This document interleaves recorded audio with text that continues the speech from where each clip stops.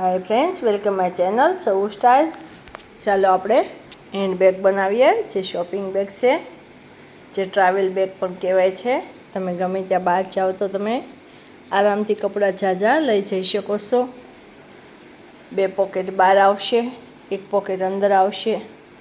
1 metre કાપડમાં આપણે બનાવવાની છે ટ્રાવેલ બેગ। તો ચાલો આપણે 1 મીટર કાપડ પહેલાં લઈ લઈએ। 1 મીટર કાપડ લીધું છે, પછી મેં રેગઝીન નથી નાખ્યું, બોરી નાખી છે અને નીચે અસ્તર, અને બે આપણે લઈ લઈશું હેન્ડલ। તો ચાલો પહેલાં આપણે એનું માપ જોઈ લઈએ કે કેટલું માપ લીધું છે।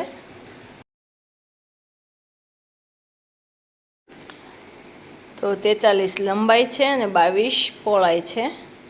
હવે એને ડબલ ફોલ્ડ કરી નાખશું અને આપણે બે સાઈડ આપણે એને સિલાઈ મારી દઈશું। તો ચાલો પહેલાં એને સિલાઈ મારી દઈએ।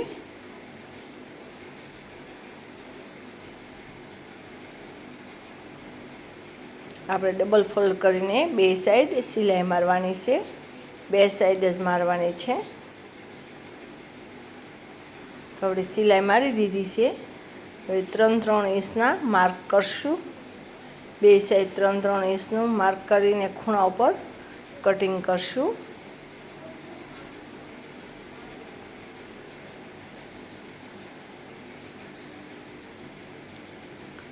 એવી રીતે આપણે ચારે ખૂણાનું કટિંગ કરવાનું છે।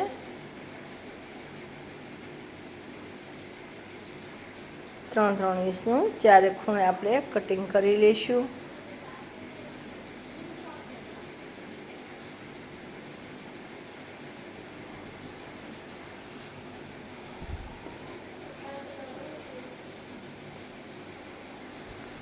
ફ્રેન્ડ્સ, આવી રીતે બેગ બનાવો તો બહુ આસાન છે, એકદમ બની પણ જાય છે અને ઇઝી પણ છે। અને ગમે ત્યાં બહાર જાઓ હોય ટ્રાવેલમાં તો ગમે એટલા કપડાં હોય તો કોઈ ટેન્શન રહેતી નથી અને મજબૂત પણ બને છે। એટલે મેં બોરી લીધી છે, કારણ કે એનાથી બેગ મજબૂત બને છે। હવે ચારે આ બાજુ ખૂણા આપણે કાપી લીધા છે। હવે આપણે એને સિલાઈ મારવાની છે,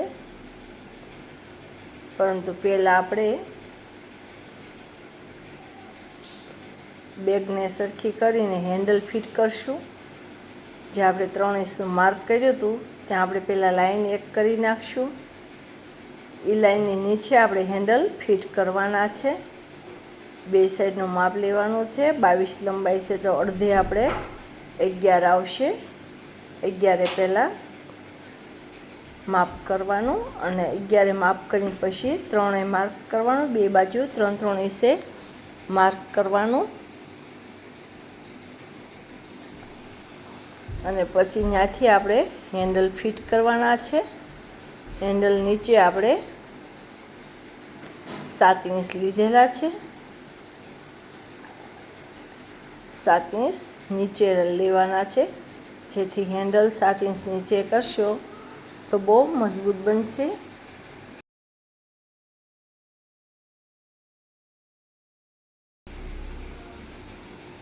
હવે આપણે હેન્ડલ ફિટ કરી દઈશું।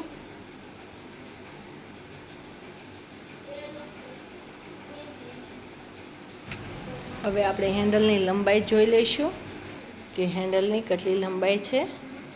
તો હેન્ડલની લંબાઈ મેં 44 ઇંચ લીધેલી છે।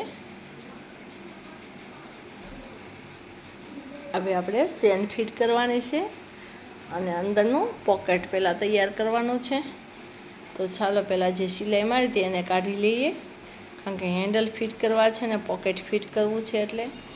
તો પહેલાં આપણે હેન્ડલ ફિટ કરશું અને બહારના પોકેટ પણ ફિટ કરી દઈશું। તો ચાલો પહેલાં હેન્ડલની એક સાઈડ આપણે સિલાઈ મારી દઈએ।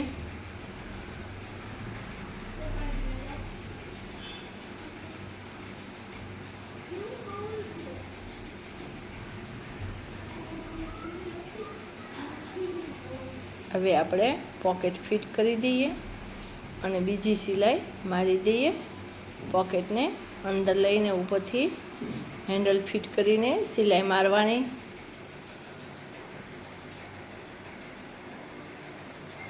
જેથી પોકેટ એકદમ ફિટ બેસી જાય છે.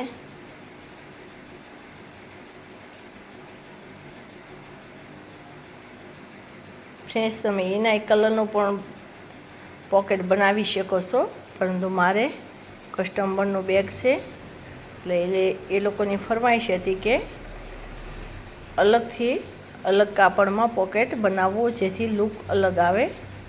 તો મને થયું ચાલો વિડીયો તમારી સાથે હું શેર કરું કે કેવું બને છે. હેન્ડલમાં આપણે ડિઝાઇન પાડશું જેથી લુક અલગ આવશે અને મજબૂત પણ બનશે.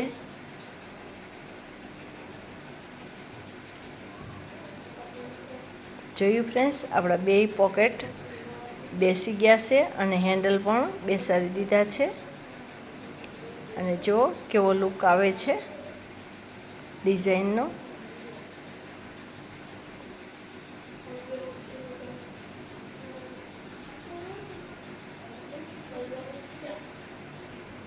પોકેટ મોટું બને છે તે કંઈ પણ રાખી શકાય અને હેન્ડલ પણ માપે જ છે. તો ચાલો હવે અંદરથી એક પોકેટ બનાવશું અને ચેન ફિટ કરશું.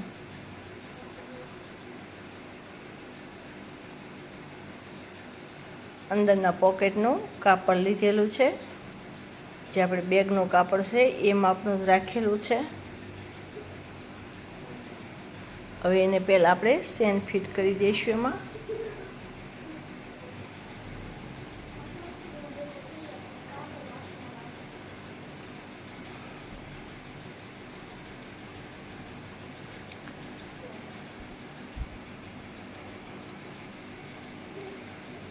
બેગમાં હંમેશા એક પોકેટ તો અંદર બનાવવું જ તે, જેથી કોઈ પણ તમે જરૂરી ડોક્યુમેન્ટ હોય કે કિંમતી ચીજ વસ્તુ હોય તે અંદર રાખી શકો છો.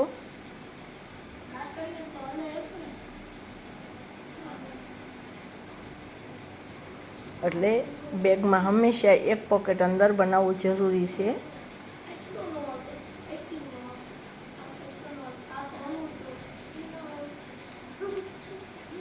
ફ્રેન્ડ્સ, વિડીયો સારો લાગે તો લાઈક કરજો, શેર કરજો, સબસ્ક્રાઈબ કરવાનું ભૂલતા નહીં.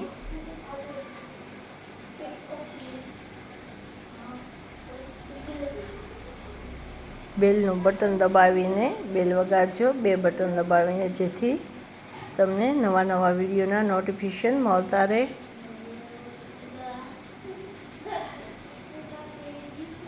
હવે આપણે ઉપરથી પટ્ટી ચડાવવાની છે, જે પોકેટને જે મેં ફોલ્ડ કરીને કાપડ ચડાવું છું જેથી ચેનમાં રેસો ન આવે.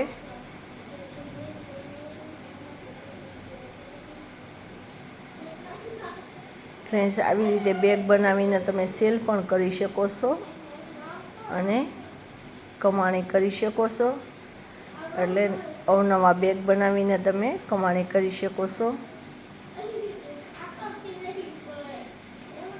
મારે એક કસ્ટમરનું બેગ છે આ.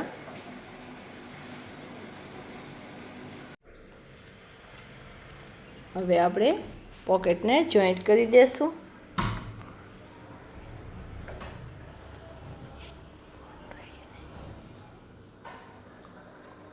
ચારે બાજુ સિલાઈ મારીને પોકેટને જોઈન્ટ કરી દેવાનો છે.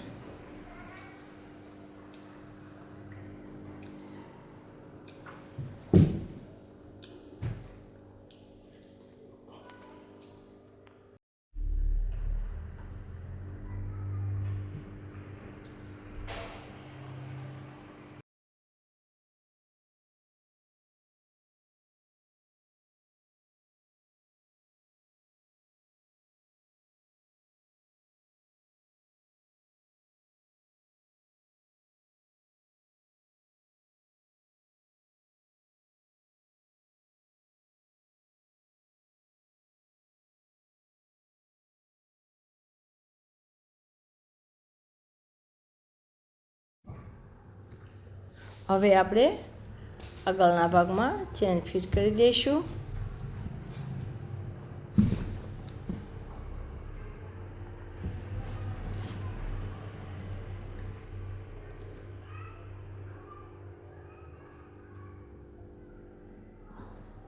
હવે ઉપરથી સિલાઈ મારી દઈશું।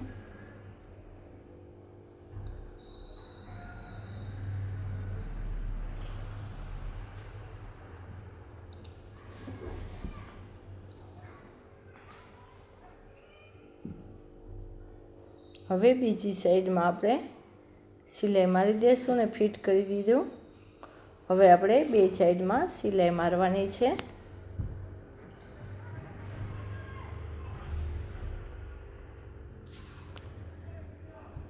હવે બે સાઈડ ઓપન હતી જે એને પાછું આપણે સિલાઈ મારીને જોઈન્ટ કરી દેવાનું છે અને એમાં આપણે પટ્ટી પણ ફિટ કરશું જેથી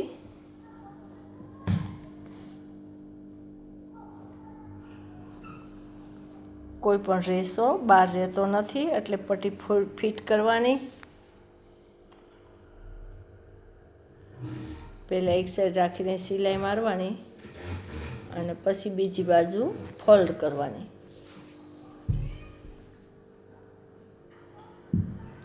બીજી બાજુ ફોલ્ડ કરીને સિલાઈ મારવાની।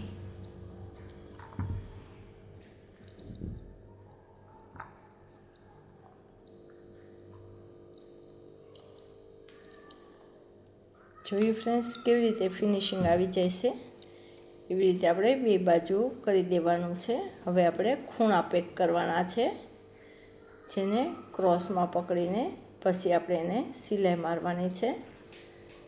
તો આપણે એને સિલાઈ મારી દઈએ।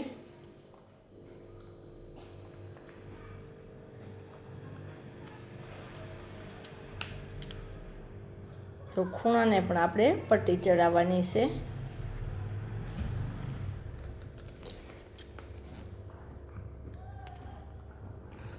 ફ્રેન્ડ્સ પટ્ટી ચડાવવાથી બેગ એકદમ મજબૂત પણ બને છે અને કોઈ ધાગો કોઈ દોરો બહાર રહેતો નથી અને મજબૂત પણ બને છે અને ફિનિશિંગ સારું આવે છે। તમારે ના પટ્ટી ફિટ કરવી તો ના કરાય, પણ હું તો એક જ કહીશ કે પટ્ટી ફિટ કરવાથી એકદમ ફિનિશિંગ પણ આવે છે અને મજબૂત પણ બેગ બને છે।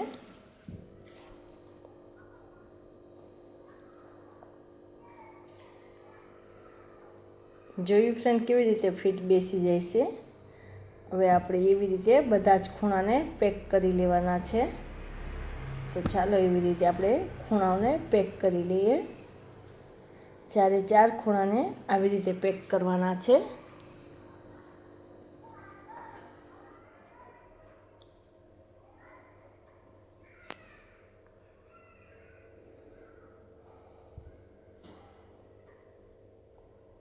સિલાઈ મારીને પછી આપણે પેક કર્યું।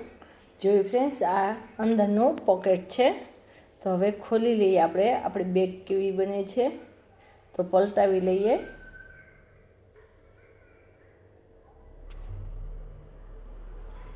ખૂણા સરખા કરી દેવાના।